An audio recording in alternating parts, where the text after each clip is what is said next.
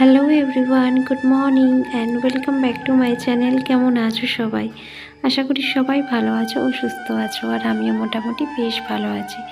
শুভপ্রিয়া ক্রিয়েশনের আর একটা নতুন ব্লগে তোমাদের অনেক অনেক স্বাগত। যে যেখান থেকে আমার এই ব্লগটা দেখো না কেন, তোমাদের সবসময় ওয়েলকাম আমার এই ছোট্ট ব্লগে। বন্ধুরা, এখন বাজে সকাল 8টা। ব্লগটা এখন থেকে স্টার্ট করলাম তোমাদের সাথে নিয়ে।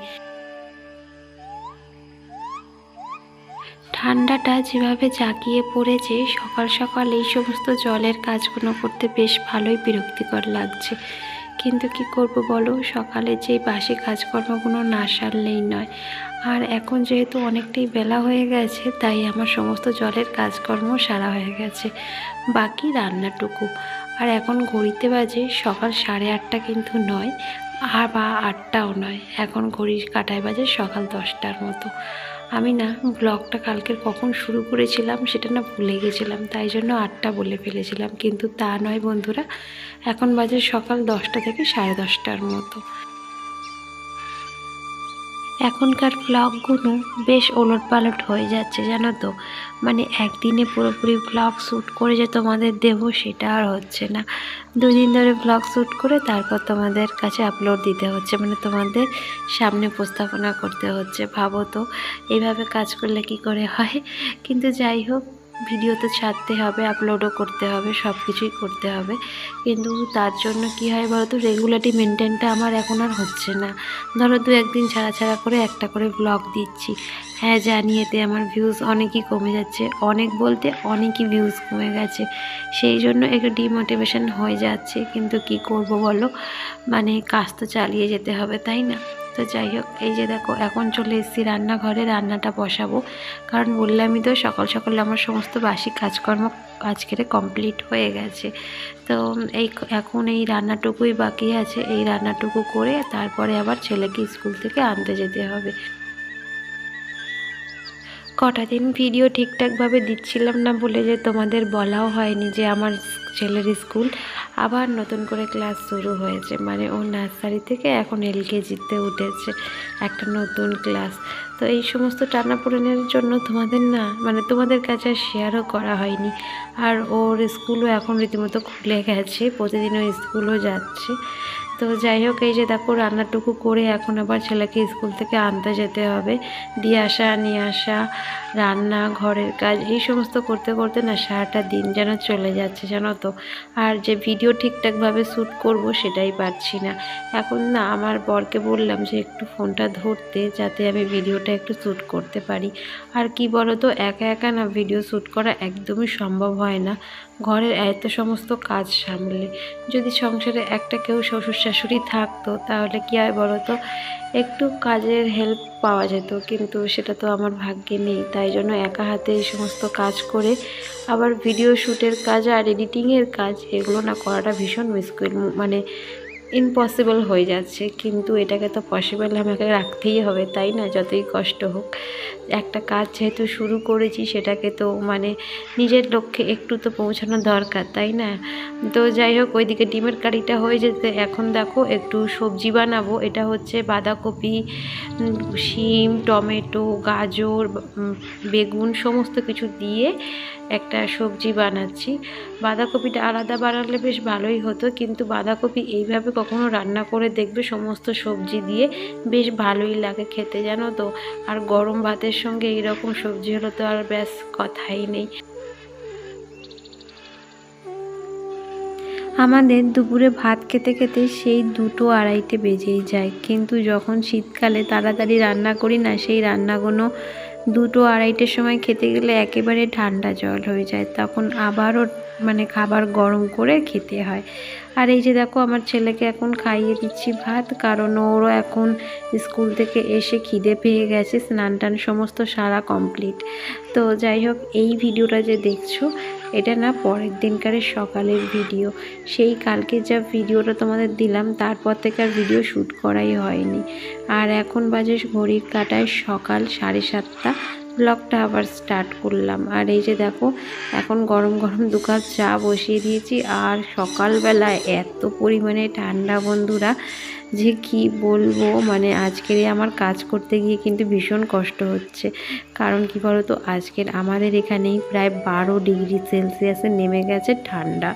তো যাই হোক, এইদিকে চাটা করে কিছু ঘরের কাজকর্ম বাকি ছিল সেইগুলো করে এখন দেখো বিছনার চাদরটা চেঞ্জ করব। তো সেই জন্য দেখো তুলে নিলাম। ভেবেছিলাম যে এই তোষকটাকে একটু রোদ্দুরে দেব, কিন্তু তারপরে ভাবলাম এইটাকে নিয়ে যাওয়া মানে ওপরে মানে আমার একেবারে তো জীবন শেষ। আর এদিকে জানলা দরজা দরজা তো খোলা রয়েছে, জানলাগুলো আমি খুলছি না, কারণ বাইরে কিন্তু ভীষণ পরিমাণে ঠান্ডা। আর এখন প্রায় সকাল সকাল ওই ধরো 8:30টার মতো বাজে। আর এই যে দেখো বিছনার চাদর জামা কাপড় অনেক টুকিটাকি পড়েছে, তো এগুলো এখন আমি গরম জলে ভিজোচ্ছি। আর এই ভিজোতে গিয়ে দেখলাম যে আমার সার্ফটা না একটু কম হয়ে গেছে, মানে কাপড়ের তুলনায় জল আর সার্ফ দুটোই কম।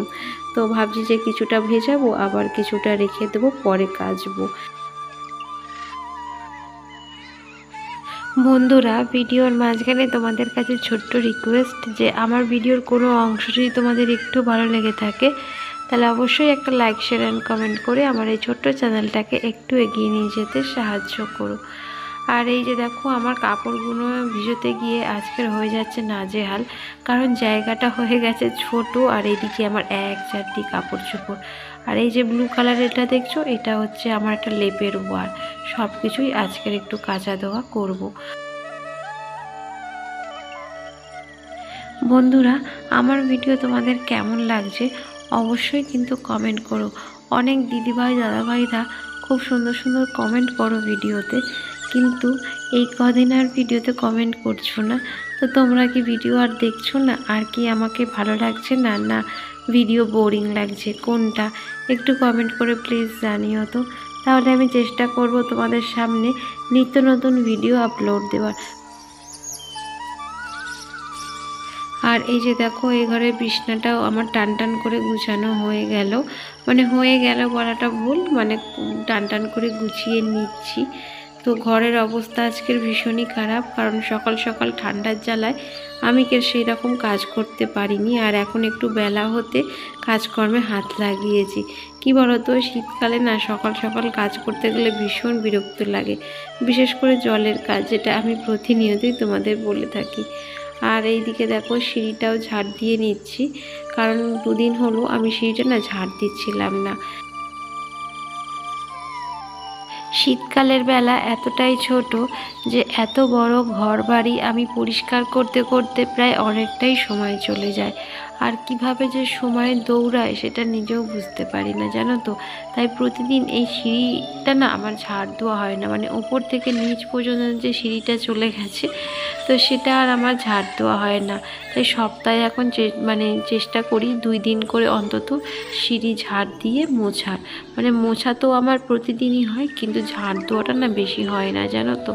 তো যাই হোক, এই দেখো উপর থেকে ঝাঁট দিতে একদম আমি চলে আসলাম নিচে। আর রেলিংগুলোতেও ছোটো ছোটো মাকড়সায় এমন জ্বালা বুনেছে যে একদিন ভালো করে ডিপ ক্লিন না করলে এগুলো না পরিষ্কার হবে না। তাও আমি প্রতিনিয়ত চেষ্টা করি এভাবে ঝাড়ু দিয়ে একটু ঝাড়ার, কিন্তু কি হয় বলো তো, এই যে ঝাড়ু দিয়ে ছেড়ে দিলাম, আবার দেখবো 2 দিন পর জ্বালা পড়ে গেছে। আর এই যে দেখো এটা হচ্ছে আমাদের নিচের ঘর। নিচের ঘরে আলোটা না খুব কম পড়ে, জানো তো, তাই ভিডিও ঠিকঠাকভাবে না করতে পারি না। আর এটা হচ্ছে আমাদের বাড়ির সামনেটা, একেবারে একটুখানি জায়গা, শুধু ঢোকার মুখটাই একটুখানি, তারপরে বাদ বাকি হচ্ছে চওড়া রাস্তা, তারপরে আমাদের তো রাস্তার উপরই বাড়ি। আর এই যে দেখো এটা হচ্ছে আমাদের বাড়ির সামনে একটুকু জায়গা। ব্যাস, চলো ঝাড় দেওয়া তো কমপ্লিট। আজকের জন্য ভিডিওটা এখানেই শেষ করলাম। এবার যাব স্নানে, অনেক কাজই রয়েছে টুকিটাকি, তো সব কিছু আর শেয়ার করতে পারলাম না। তো আজকের জন্য টাটা, আবার দেখা হবে নেক্সট ভ্লগে খুব তাড়াতাড়ি।